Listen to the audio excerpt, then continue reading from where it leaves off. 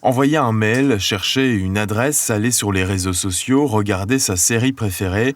Chaque fois que vous utilisez Internet, vous fournissez un très grand nombre d'informations. Mais qui récupère ces données et pour quel usage ? Nous sommes passés de l'autre côté de la toile, en plein cœur de Bruxelles, où l'entreprise DataWorld est depuis 15 ans spécialisée dans la gestion des données informatisées. C'est ici que notre vie privée est collectée, analysée, exploitée et revendue. Ces données nous proviennent essentiellement des fournisseurs d'accès Internet, mais également des opérateurs de téléphonie mobile et aussi, surtout, de tous nos clients et collaborateurs, donc par exemple des banques, des entreprises, des petits commerces, des administrations, des hôpitaux, etc. Et ici, par exemple, je vois qu'une certaine Élodie a fait toute une série de recherches concernant des chaussures de sport. Le système va automatiquement mettre à jour son profil et va immédiatement lancer une alerte vers nos clients qui sont intéressés par ce type de profil. On peut creuser un peu plus et donc par exemple ici, pour cette même Élodie, je vais voir un petit peu ce que le système a pu trouver récemment. Voilà. Donc je vois effectivement, voilà, ça c'est quelque chose d'intéressant. Donc ici, récemment, je vois que cette personne a envoyé un email avec une échographie en pièces jointes. Ça, c'est le genre d'information qui peut vraiment être très très importante pour nous. Comme elle est importante, on va essayer de la préciser et d'être sûr qu'elle est valable. Donc le système va automatiquement lancer une série de vérifications plus en profondeur. Et donc je vois que récemment, cette personne a également acheté un test de grossesse. Que le nombre de ses rendez-vous chez son gynécologue ont été plus fréquents que d'habitude. Donc ça confirme l'idée première qui est qu'il y a une suspicion de grossesse. Donc on va mettre à jour son profil. De plus, le système va pouvoir lancer une alerte auprès de son employeur s'il fait partie de nos clients pour lui signaler qu'éventuellement une de ses employés va demander un congé de maternité. En effet, dans les coulisses d'Internet, toute information a son degré d'importance et son prix. Nous avons tenté de chiffrer le profil d'Élodie. Femme de 28 ans, hétérosexuelle, maladie de la peau, se déplaçant en bus, enceinte, sympathisante écolo.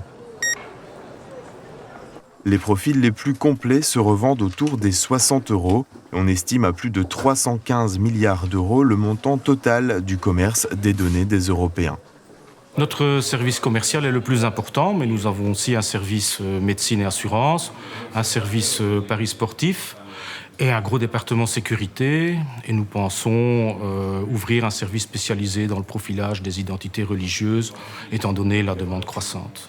Nous avons commencé en 2000 et à cette époque, il y avait très peu d'entreprises spécialisées dans la récolte de données suite aux contraintes législatives. Mais depuis le 11 septembre, les lois se sont peu à peu assouplies et je ne dois pas vous cacher qu'avec les attentats de Paris, la tendance ne va pas s'inverser et de nouvelles technologies se sont par ailleurs développées. Il y a eu beaucoup d'investissements du secteur public comme du privé. La demande est vraiment importante et la diversité des clients qui font appel à nos services est également un atout. Donc ça peut aller d'une petite agence immobilière pour des profils commerciaux, d'une agence bancaire ou d'assurance pour des profils médicaux, comme des gouvernements étrangers ou des ministères pour de la surveillance. D'ici 5 ans, la gestion des données sera le nouveau moteur de l'économie européenne avec plus de 2 millions de nouveaux emplois créés. Face à cette demande croissante, plusieurs écoles ont vu le jour, comme l'Institut Turing, installé dans le quartier européen de Bruxelles. Ils sont déjà 2800 s'y spécialisés avec un emploi à la clé. Thomas est en dernière année de data scientisme, spécialisation surveillance et renseignement.